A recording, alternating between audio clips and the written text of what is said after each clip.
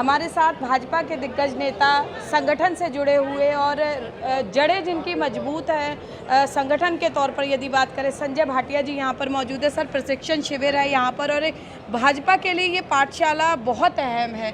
किस तरह की रीति और नीति कार्यकर्ताओं तक पहुँचाई है और क्या मूल उद्देश्य रहा? मैं समझता हूँ देश भर में भारतीय जनता पार्टी एक ऐसा संगठन है जो कार्यकर्ता आधारित संगठन है, कैडर बेस पार्टी है और लगातार निरंतर मैं शुरू से ही देखता आया हूँ हर स्तर पर, चाहे प्रदेश स्तर पर, राष्ट्रीय स्तर पर, जिला स्तर पर, इवन तक के मंडल स्तर पर हमारे प्रशिक्षण वर्ग लगे रहते हैं। इसमें आदमी का स्वयं का भी आकलन होता है और आज संगठन में दुनिया में क्या चल रहा है वो अपडेट भी मिलती है। और सबसे जो तीसरा फ़ायदा मिलता है, इतना समय हम लोग एक ही छत के नीचे, रात को, सुबह, खाने के समय, एक ऐसे काफ़ी समय बीच में गैप होते हैं जब आप अनौपचारिक भी किसी से बातचीत कर लेते हैं और कई बार हम इकट्ठे काम करते हुए हमारे अंदर कम्युनिकेशन गैप आ जाता है। मैं समझता हूँ ऐसे समय में हल्के फुल्के मन से, हल्के फुल्के अंदाज से हम अपनी बात को कह भी लेते हैं, दूसरे की सुन भी लेते हैं और काफ़ी हद तक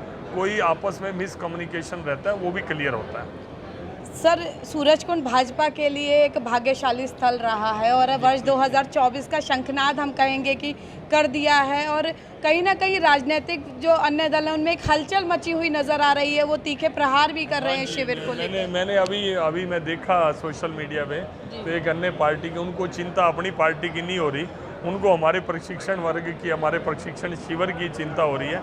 ये भी मैं समझता हूँ अपने आप में साइकोलॉजिकल, ये मैं समझता हूँ भारतीय जनता पार्टी की जीत है कि भारतीय जनता पार्टी अपने इस शिविर में व्यस्त है, लेकिन लोगों का ध्यान अपने काम की तरफ, अपने संगठन की तरफ ना होकर भारतीय जनता पार्टी की तरफ है। सर, भाजपा की ये सोच रही है, पीएम नरेंद्र मोदी भी इस बात को दोहरा चुके हैं, मुख्यमंत्री मनोहर लाल भी दोहरा चुके हैं कि परिवारवाद की राजनीति से भाजपा पूरी तरह से दूर है। लेकिन अगर हम बात करें, गठबंधन सरकार चल रही है, दुष्यंत चौटाला परिवारवाद की राजनीति से आते हैं, कुलदीप बिश्नोई जिनकी अटकलें लगाई जा रही हैं, कभी भी भाजपा में शामिल हो सकते हैं, वो पूर्व मुख्यमंत्री भजन लाल के सुपुत्र हैं। तो तालमेल सत्ता और संगठन में तो आप बिठा रहे हैं, लेकिन सरकार और सोच में ये तालमेल कैसे बैठेगा? नहीं, ऐसा नहीं है कि अगर आपने हमारे डिप्टी सीएम हैं दुष्यंत चौटाला जी का जिक्र किया और बहुत कांग्रेस के बहुत ही वरिष्ठ नेता कुलदीप बिश्नोई जी का जिक्र किया, ये बात उन पर लागू नहीं होती जो आप परिवारवाद की बात कह रहे हैं, क्योंकि वो कोई परिवारवाद के कारण भारतीय जनता पार्टी में नहीं आ रहे।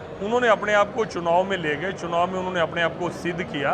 परिवारवाद की बात ये होती है कि मान लो मैं राजनीतिक क्षेत्र में हूँ, बिना कुछ किए मेरे बेटे को या मेरे परिवार के किसी सदस्य को केवल इसलिए उसको तवज्जो दी जाए या उसको टिकट दी जाए या उसको चुनाव लड़ाया जाए कि वो संजय भाटिया का बेटा है, तो मैं समझता हूँ गलत है। जबकि किसी राजनीतिक जो अपने कार्यकर्ता हैं उनके परिवारों से कई बार बच्चे निकलकर आगे राजनीतिक क्षेत्र में ज़्यादा कामयाब हो जाते हैं अपने बड़ों के। इस तरह की रोक नहीं है, परिवारवाद है केवल परिवार के। अब दीपेंद्र हुड्डा जी का आप देखो कि राजनीतिक क्षेत्र में क्या योगदान रहा, वो तो थे भी विदेश में, सीधा ला के उनको चुनाव लड़ा दिया और सारी राजनीति, चलो आपने चुनाव लड़ा भी दिया, लेकिन सारी राजनीति, कांग्रेस की राजनीति एक दीपेंद्र हुड्डा को स्थापित करने के लिए ही खर्च हो गई।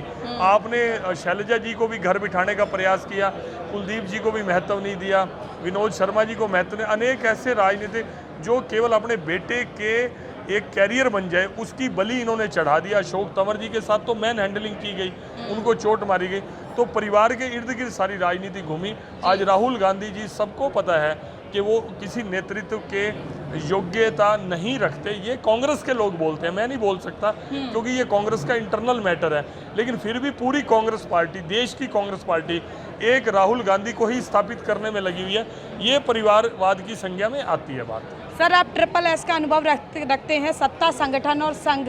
जो कार्यकर्ता आजकल देखा जाता है कि हालांकि कोशिश बहुत की जाती है अनुशासन का पाठ पढ़ाने की, लेकिन कार्यकर्ता का एक काम नहीं होता तो वो रूठ कर बैठ जाता है। ऐसे कार्यकर्ताओं से क्या एक अपील करना चाहेंगे, क्या उन्हें अपने अनुभव के आधार पर एक टिप देना चाहेंगे? नहीं, वो क्या होता है, कई बार व्यक्तिगत संबंधों के आधार पर, मेरा कोई मित्र है और भारतीय जनता पार्टी का कार्यकर्ता है, एक व्यक्तिगत नाते से उसको ये भी अपेक्षा है कि मेरे सुख दुख का साथी संजय भाटिया बनेगा। उस समय में हमारे से भी कई बार ऐसी चूक होती है। मैं कार्यकर्ता की कमी नहीं कहूँगा कि कार्यकर्ता की कमी है, या तो हम उसको समझा पाने में भी सफल नहीं होते कि यार ये व्यवहारिकता के अनुकूल ये काम नहीं है, हम उनको नहीं कह पाते। और कई बार हम अनजाने में या अपनी लापरवाही के कारण उनकी मदद भी नहीं कर पाते। ऐसे में कार्यकर्ता का दिल टूटना, निराशा होना स्वाभाविक है।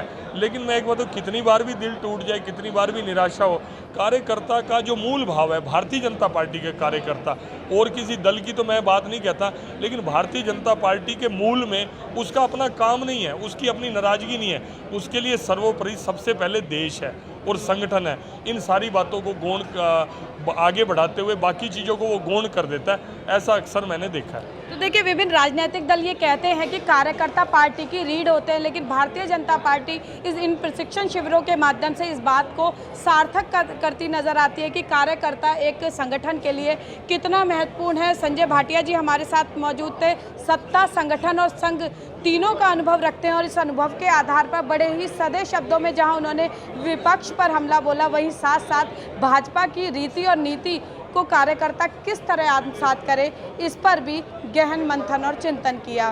फरीदाबाद से पूजा शर्मा, पंजाब केसरी टीवी। हमसे जुड़े रहने के लिए हमारे YouTube चैनल को सब्सक्राइब करें और नई वीडियो की नोटिफिकेशन के लिए बेल आइकॉन को दबाएं। अगर आप ये वीडियो Facebook पर देख रहे हैं तो लाइक जरूर करें और ज्यादा से ज्यादा शेयर करें। धन्यवाद।